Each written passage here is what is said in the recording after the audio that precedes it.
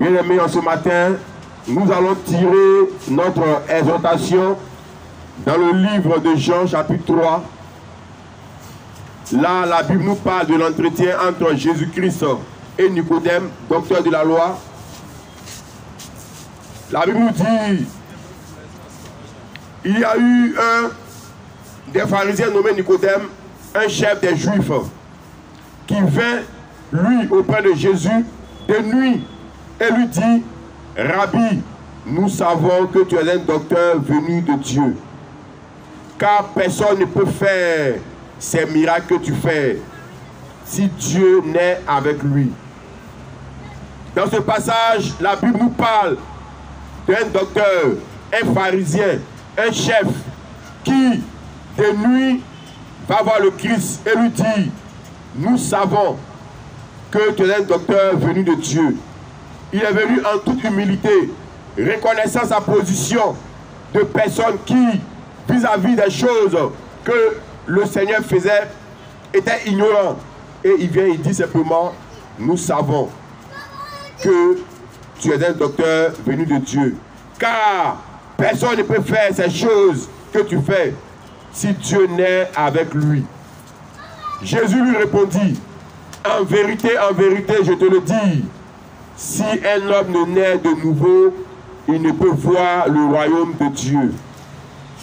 Voici la réponse de Jésus-Christ à Nicodème, docteur de la loi, chef des Juifs. Si un homme ne peut naître de nouveau, il ne peut voir le royaume de Dieu. Et cette réponse de Jésus-Christ à Nicodème va le choquer. Et il répond, comment un homme peut-il naître de nouveau quand il est vieux? Comment un homme peut-il naître encore de nouveau tandis qu'il est déjà vieux? Peut-il rentrer dans le sein de sa mère et naître? Voici la question que Nicodème pose à Jésus-Christ. Parce que là, nous sommes en face de deux personnes.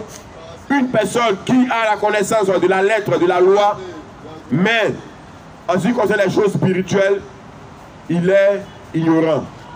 Et nous sommes avec Jésus-Christ, le Fils de Dieu, qui est venu annoncer le royaume de Dieu, qui est un royaume qui est d'ordre spirituel.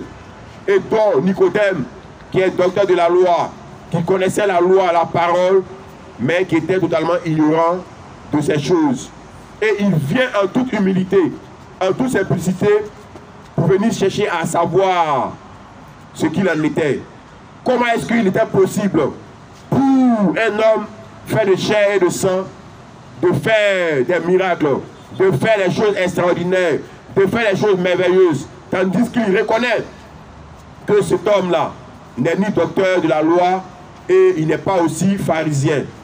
Et il vient en toute humilité chercher à savoir quel est ce mystère. Et voici la réponse de Jésus-Christ à Nicodème. Si un homme ne naît de nouveau, il ne peut voir le royaume de Dieu. Et la réponse de Jésus-Christ à Nicodème l'a troublé. Comment un homme peut-il encore naître de nouveau, tandis qu'il est déjà vieux?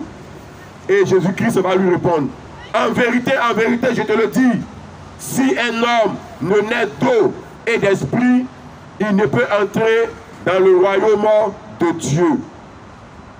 Ce qui est né de la chair est chair, et ce qui est né de l'esprit est esprit. Et il répond encore, ne t'étonne pas de ce que je t'ai dit, il faut que vous naissiez de nouveau. Bien-aimés, ce matin, le royaume de Dieu qui est annoncé est un royaume de mystère, est un royaume spirituel. Et Jésus-Christ est venu annoncer ce royaume-là à ceux qui longtemps étaient des docteurs de la loi, connaissant la parole de Dieu, mais ce royaume-là leur était caché. Et Jésus-Christ vient nous dire que celui qui veut rentrer dans le royaume de Dieu doit naître de nouveau. Et la nouvelle naissance est le fruit de l'esprit. Car celui qui est né de la chair est chair. Et lorsque tu veux naître de nouveau et rentrer dans le royaume des cieux, il va falloir que tu puisses naître de l'esprit. Et il faut naître d'eau et d'esprit. Et cette réponse encore de Jésus-Christ va troubler Nicodème qui est docteur de la loi. Et Jésus-Christ lui répond, le vent souffle où il veut et tu entends le bruit, mais tu ne sais d'où il vient ni où il va. Il en est ainsi de tout homme qui est né de l'esprit. En d'autres termes, la naissance de l'esprit est un mystère que nul ne peut connaître, que nul ne peut savoir, que nul ne peut maîtriser. Mais ce mystère est entre les mains de Dieu et ce mystère est accordé à celui qui accepte de renoncer à sa vie ancienne, d'abandonner sa vie ancienne et de se laisser conduire par la vie de l'Esprit, par la vie du Seigneur Jésus-Christ. Bien-aimé, la Bible nous dit, celui qui n'est né d'eau et d'esprit ne peut voir le royaume des cieux. La naissance de l'eau, c'est la reconnaissance officielle. Lorsque tu viens devant les hommes et tu renonces à la vie de ce monde et que tu acceptes de marcher avec Jésus-Christ en renonçant à la vie de ce monde, en renonçant à la vie ancienne, en renonçant à l'homme ancien, afin de marcher, afin de t'abandonner, afin de vivre selon la parole de Dieu. Lorsque tu prends cet engagement solennel devant Dieu et devant les hommes, c'est ce qu'on appelle la naissance d'eau. Et la naissance de l'esprit, c'est lorsque tu reçois l'esprit de Dieu. Et cette naissance de l'esprit ne vient que lorsque tu acceptes de façon sincère de renoncer au plan de ce monde, de renoncer à la vie ancienne, de renoncer au péché, d'accepter, quelles qu'en soient les circonstances, quel qu'en soit ce qui va t'arriver, d'accepter de marcher dans la vérité, d'accepter de marcher dans la parole de Dieu, d'accepter de marcher comme Jésus-Christ le veut. C'est à ce prix-là que l'on reçoit la naissance de l'esprit. Bien-aimé, la Bible déclare que l'homme ne peut voir le royaume de Dieu s'il n'est né d'eau et d'esprit. En ce matin, ton Dieu vient simplement te dire que la nouvelle naissance est le fruit de l'abandon, est le fruit de la reconnaissance de la vie en Christ et d'abandonner la vie ancienne. Lorsque tu acceptes de renoncer à ta vie ancienne, de renoncer à la vie de péché, de renoncer à la vie du vol, à la vie de mensonge, à la vie d'impudicité, lorsque tu acceptes d'abandonner toute cette vie et de t'abandonner entre les mains de Dieu, de marcher selon la parole de Dieu, de marcher selon que Dieu le veut, c'est en ce moment que tu vas expérimenter la nouvelle naissance. Lorsque tu es prêt à brandir devant les hommes que tu n'es plus de la vie ancienne, tu n'es plus de la vie du péché, mais tu as décidé de marcher d'une vie à nouveauté avec Dieu. Tu as décidé de marcher dans une vie de crainte de Dieu. Tu as décidé de marcher dans la parole de Dieu de façon officielle devant Dieu et devant les hommes. C'est là que tu vas expérimenter la nouvelle naissance. Et l'Esprit de Dieu sera ton partage. Et tu vas recevoir la grâce de Dieu. Tu vas recevoir le salut de Dieu. Tu vas recevoir l'Esprit de vérité. Bien-aimé, personne ne peut prétendre marcher avec Dieu sans toutefois marcher dans la vérité. Personne ne peut prétendre marcher avec Dieu sans toutefois marcher dans la transparence. En ce matin, ton Dieu vient t'inviter simplement à faire le premier pas. Le premier pas qui consiste à t'abandonner entre les mains de Dieu, à accepter de marcher dans la vérité malgré les difficultés, malgré les conséquences. Et ton Dieu te conduira avec son esprit. Et tu vas expérimenter la vie nouvelle. Tu vas expérimenter la nouvelle naissance. Et tu ne seras plus une personne ancienne, mais tu seras une personne nouvelle à la gloire de Dieu. Les personnes feront le constat qu'il y a eu un changement. Et c'est à ce prix que tu vas expérimenter la nouvelle naissance. C'est à ce prix que tu seras une personne nouvelle. C'est à ce prix que l'Esprit de Dieu viendra habiter en toi. C'est à ce prix que la puissance de Dieu va se manifester au travers de ta vie. C'est à ce prix que ta vie sera lumière. C'est à ce prix que tu seras le sel de la terre et la lumière du monde. C'est à ce prix que tu vas recevoir la puissance de Dieu pour vaincre les œuvres des ténèbres. C'est à ce prix que ta lumière pourra détruire toute œuvre satanique. C'est à ce prix que tu vas faire rentrer la lumière de Dieu dans ta famille. C'est à ce prix que les œuvres des ténèbres ne pourront plus régner dans ta famille. C'est à ce prix que le plan de Dieu va commencer à toucher les membres de ta famille. C'est à ce prix que la malédiction que les ténèbres ont prévue, la malédiction que les sorciers de la famille ont rédigée contre la famille va tomber.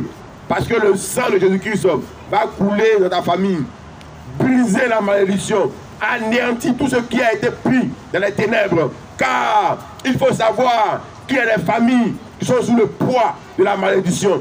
Lorsqu'il n'y a personne dans une famille qui a accepté Jésus-Christ, qui a accepté de s'abandonner à la parole de Dieu, de s'abandonner entre les mains de Jésus-Christ et marcher sa parole. Lorsque dans une famille, tout le monde est dans le péché, la puissance des ténèbres travaille. Le testament, la malédiction que les sorciers, les mystiques ont écrit, ont rédigé, ont résolu sur la famille, va travailler. C'est en cela que tu vas trouver des familles qui sont sous le poids de la malédiction, sous le poids de la même maladie, sous le poids de la même manière de mourir, sous le poids de l'accident, sous le poids de la misère, sous le poids du célibat, sous le poids du non-enfantement, sous le poids de plusieurs fléaux, de non-mariage. Et les familles qui sont sous le poids du non-mariage, où il n'y a que des personnes qui vont d'homme en homme, de femme en femme. Mais le mariage est impossible parce que dans le monde mystique, dans le monde diabolique, ça a été résolu que cette famille-là ne va pas connaître le mariage, ou l'enfantement, ou la richesse, ou l'élévation, ou la connaissance. Il y a des familles où, dans le monde occulte, dans le monde diabolique, dans le monde satanique, ça a été arrêté. Ça a été arrêté, qui n'atteindront pas un certain niveau scolaire. Ça a été arrêté, qui n'atteindront point un certain niveau social. Parce que la puissance diabolique, la puissance de la sorcellerie a écrit ce testament, a limité la famille à ces choses. Mais lorsque dans la famille, il y a quelqu'un qui accepte Jésus-Christ, le sang de Jésus-Christ coule pour effacer, pour détruire toutes ces résolutions diaboliques, pour anéantir ces résolutions mystiques. Et la famille reçoit la liberté, reçoit la joie, reçoit la paix. Il y a des divisions qui interviennent dans les familles parce que le monde occulte, le monde diabolique, le monde de la sorcellerie en a résolu ainsi. Point rien, il y a une division dans la famille. Mais lorsque tu vas chercher à savoir, tu vas te dire qu'il y a une cause explicable. Mais dans le fond, ce sont les œuvres mystiques, des œuvres de la sorcellerie. Parce que le diable divise pour régner. Le diable n'aime pas là où il y a l'amour, là où il y a l'entente. Mais lorsque tu décides de t'abandonner entre les mains de Jésus-Christ, il fait descendre sa grâce, il fait descendre sa puissance. Et la famille est unie, la famille est dans l'amour, la famille est dans la joie. Et la grâce de Dieu coule. Et les limitations que les sorciers ont décidées tombent, est détruite, est brisée. Et la gloire de Dieu, la lumière de Dieu descend. Voilà pourquoi, bien aimé, il est bon que tu puisses accepter Jésus-Christ. Toi qui aimes ta famille, toi qui aimes tes enfants, toi qui aimes tes parents, voici l'issue qu'il faut emprunter afin que la gloire de Dieu descende dans ta famille et que ta famille puisse être réluisante et que les plans, les programmes, les accidents en désordre, les morts précoces, les maladies bizarres, les limitations puissent être détruites et que la gloire de Dieu puisse se répandre sur la famille et que la famille puisse vivre heureuse. La Bible déclare, crois au Seigneur Jésus-Christ et tu seras sauvé, toi et ta famille. Dès l'instant où tu acceptes Jésus-Christ, tu fais rentrer le salut dans ta maison. Tu fais rentrer le salut dans ta famille. Et tu apportes le bonheur, tu apportes la grâce, tu apportes le salut éternel, tu apportes la joie, tu apportes l'amour. Et tu fais descendre la grâce de Dieu. Voilà pourquoi, bien aimé, il est important qu'une personne accepte Jésus-Christ. Il est important qu'une personne s'adonne, se laisse emporter, se laisse conduire par la parole de Dieu. Parce que là où il n'y a pas Jésus-Christ, il n'y a que les ténèbres. Et les ténèbres n'ont pour mission que de détruire. Le diable n'a de mission que de détruire, que de voler et égorger. Mais Jésus-Christ est venu afin que les hommes aient la vie et la vie en abondance. Jésus-Christ est venu afin que les hommes aient la paix, afin que les hommes aient l'amour, l'amour vrai, aient le salut éternel. Voilà pourquoi, bien aimé, voici la solution pour que tu puisses vivre la paix. Voici la solution pour que ta famille puisse vivre dans la joie, dans l'amour. La solution, c'est Jésus-Christ de Nazareth. Il faut faire le choix de t'abandonner entre les mains de Dieu. Il faut faire le choix de marcher dans sa parole. Il faut faire le choix de marcher dans la vérité. Et tu vas voir, tu vas expérimenter la grâce de Dieu. Tu vas expérimenter la paix de Dieu. Tu vas expérimenter le salut de Dieu manifesté pour l'humanité en Christ Jésus-Christ, en Christ Jésus. Bien-aimé, il faut accepter Jésus-Christ pour ta paix. Il faut arrêter de vivre dans l'apparence. Il faut arrêter de paraître, mais il faut être.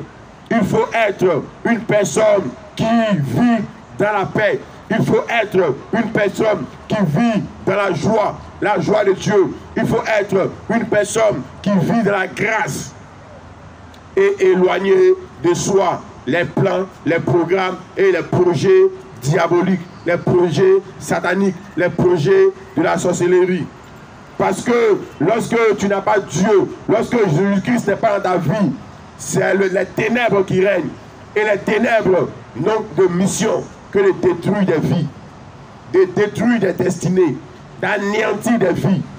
Voilà pourquoi, bien aimé, en ce matin, ton Dieu t'invite à faire la paix avec lui. En acceptant Jésus-Christ, le don gratuit de Dieu manifesté pour l'humanité à Golgotha. En acceptant Jésus-Christ, qui est la grâce de Dieu manifestée pour tous. Et la Bible déclare que Dieu a aimé le monde, qu'il a donné Jésus-Christ. C'est le monde entier que Dieu a aimé et qu'il a donné Jésus-Christ afin de racheter le monde du péché d'Adam. Et celui qui croit en Jésus-Christ reçoit le rachat, reçoit le salut, reçoit la vie éternelle. Gloire à Dieu.